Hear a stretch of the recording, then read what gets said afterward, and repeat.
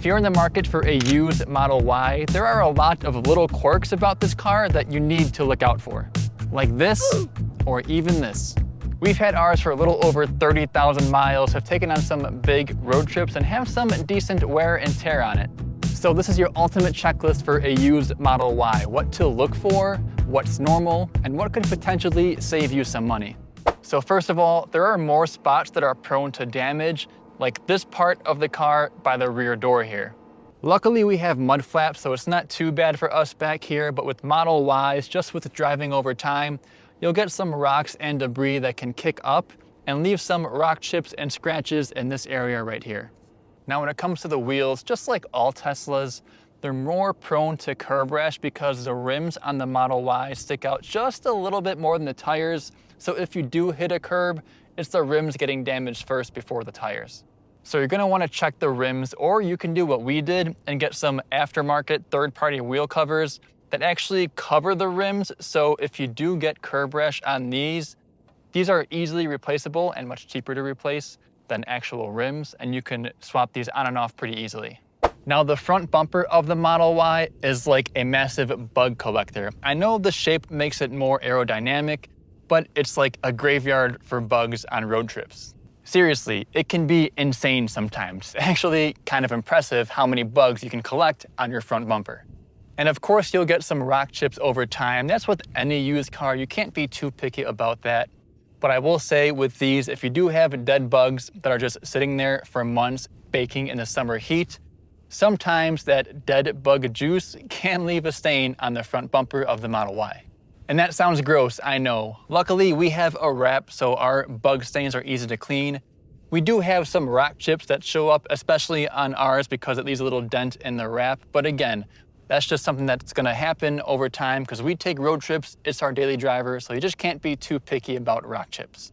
Now the windshields, I don't know if they're actually more prone to cracks, but if you go on any online Tesla forum, you're gonna hear that these things crack like all the time. So you're gonna wanna check the windshield for some cracks or some scratches, but do note that Tesla actually now offers a windshield protection plan. You can purchase a Model Y windshield protection plan for $12 a month. And while we're on the windshield, I will say the area here by the camera can get a little foggy and a little dirty. Even ours has a little bit of something inside it, nothing bad enough to impact the camera with full self-driving or autopilot, luckily. But you do want to check that front camera, make sure there's nothing in there so the camera can see, so you can actually use autopilot or full self-driving. But you can actually clean this area as well. We haven't done that with ours. I'm not sure how to, but I have heard to actually do that. It requires a little bit of elbow grease, but it shouldn't be too hard to take this piece out, clean that inside of the windshield to clear your camera. And lastly, on the exterior, you're gonna wanna check for a small chip or a small dent right in the middle of this trunk area. These trunks have a very large opening, which is great, but a lot of times if you open the trunk in an area with a small ceiling, the top of the trunk can hit the ceiling and leave a little dent right in the middle of the trunk. We actually did this ourselves. We opened the trunk in our garage all the way, and our garage is not that tall. We covered it with the spoiler so you can't really see it, but to avoid this, you can actually set your trunk height. So if you open the trunk, you'll see it has a really large opening. And if you don't want it to open that high, you can manually grab it down to how high you want it to open. Hold this button right here till you hear this sound. And now, whenever you open your trunk from here on out, it will only open to the height that you set it at, so you can avoid any damage up top. Now, when it comes to interior quality, the biggest difference between the new Model Y and the old Model Y are these seats. There is some give and take here. The new Model Y has ventilated seats, whereas any used Model Y, you're probably gonna get ones like these, which aren't ventilated, but they are a little more plush and more comfortable. So it's a game of give and take. It's like your grandma's couch. It doesn't have the latest and greatest technology, but it's got a little extra love that makes it feel a little better. And time will tell with the new Model Y, but with the old used Model Y, these seats hold up very well. Even with the white interior, you're gonna get some wrinkles in this area here where you get in and out of all the time. But besides that, these seats look and feel almost brand new. So if you're buying used, just look for some wrinkles in the seats, but you don't have to worry about these seats like aging or cracking over time. And if you want to be extra safe, you can use this product here called the Leather Shield. We use it once every 6 months or so. Just adds an extra layer of protection for these leather seats to help with stains or spills and keeps them looking and feeling new. In the older Model Ys, sometimes the steering wheel with age will start to show signs of wear and tear by peeling up top or where your hands are a lot. Now this is only a big issue in like the very early 2020 Model Ys, but it's still good to check the steering wheel, make sure there's no cracks in the leather all around the wheel. And honestly, most of everything else on the interior is just like any other car. There's nothing else too unique to the Model Y. Luckily, Tesla interiors are so minimalistic that there's not many things that can look used. Now, of course, we want to check the battery health and understand battery degradation. There's 2 ways to check battery health. The first, which may not be the most accurate, you can just tap on the screen to switch between miles and percentage, and if the car isn't charged to 100%, you can do some math to see what the estimated miles would be at 100%. And secondly, the most accurate, but also very time-consuming, you can run a battery health test through the Tesla menu. Now, doing a battery health test will take overnight to do, and I think it might actually drain the battery down to 0%, but it'll give you the most accurate estimation of how much battery health you have. But it's important to know that degradation is normal, and we have to understand the normal degradation curve of these Model Ys. Most degradation happens in the first 20 to 30,000 miles. For example, a Model Y with 25,000 miles will have high degradation, but don't be worried, it will flatten out over time. And if you're worried about these batteries just dying on you one day, that really shouldn't be a concern. Older Model S and X's may have had some battery life issues, but with the 3 and the Y, Tesla seemed to figure it out. Here's a study that shows Tesla's powertrain, aka their high voltage battery, actually lasting longer than every other car's powertrain, gas or electric. So people who say that these cars last like 50,000 miles, then you'll need to change the battery and that costs like 20,000 miles to replace, that's just not a thing. Now, when it comes to like accident history, of course, just like any other used car, you're gonna wanna know what damage the Model Y has had. But one thing to look out for, which will kind of contradict what I just said about batteries, but hear me out, you wanna look out for if the Model Y has had a battery pack replacement. For some reason, with Teslas that have needed a new battery in the past, like if they've been in an accident, Tesla will use a refurbished battery to replace it with instead of a whole new battery. The bad news is that although the new batteries seem to last like almost forever, like we just talked about, the refurbished batteries, not so much.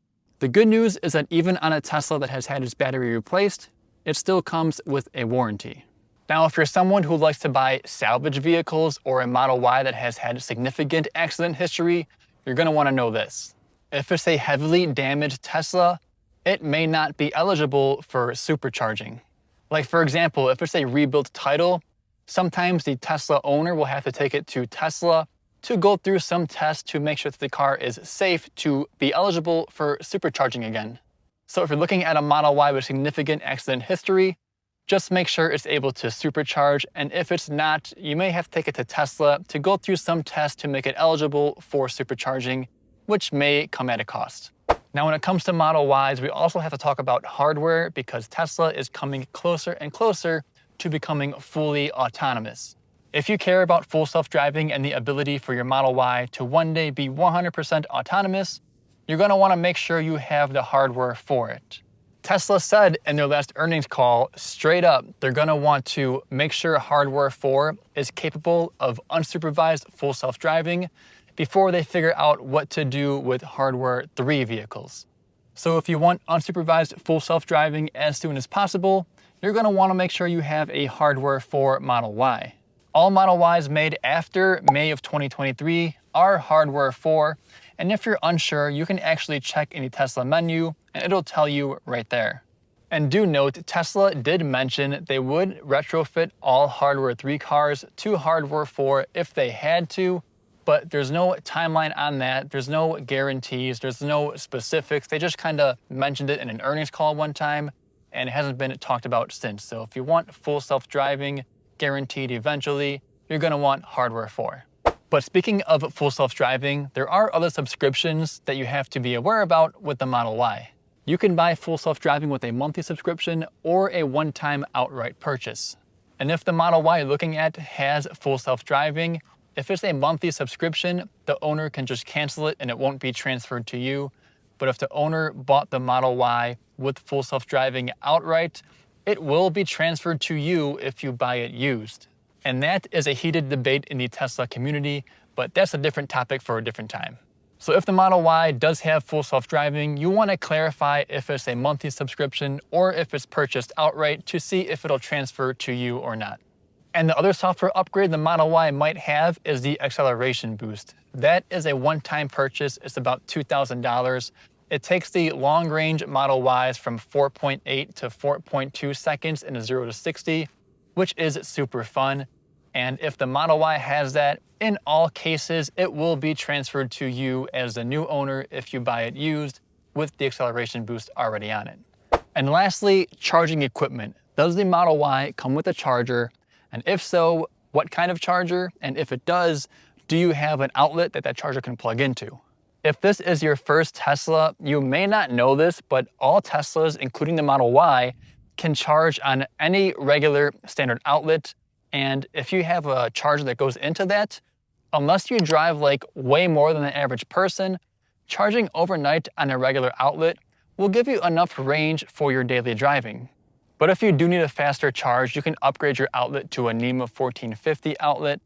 That will require a different adapter with the mobile connector that it may come with. I don't want to get into too many specifics. I have videos on all the charging stuff you need to know. But just know if you're buying a used Model Y, does it come with a charger? And if you have a normal outlet, you can actually use that to charge your Model Y. So that's my ultimate guide for buying a used Model Y. If you're still in the market for a Model Y, you can check out my video, 10 Tesla mistakes that every new owner makes. I'll leave it somewhere on screen right around here right now, unless you don't want to check it out and just learn the hard way like we did. And if you want just more Tesla content for potential new owners, I have a ton of that, so make sure you subscribe. But anyways, thank you for watching, and I will catch you in the next one.